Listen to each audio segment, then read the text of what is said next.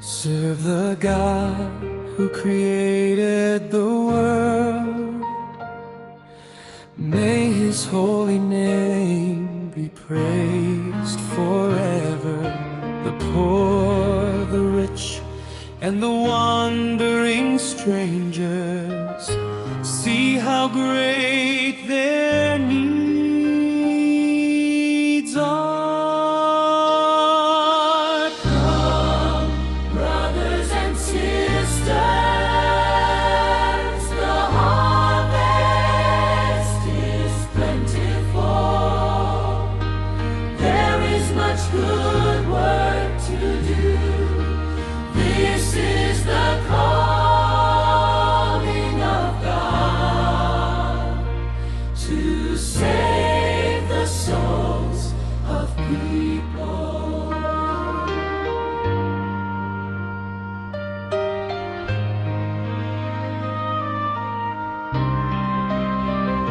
Some are hungry, thirsty, sick and suffering. Many have lost all hope. Some are in sorrow, pain and trouble, yet no one seems to care.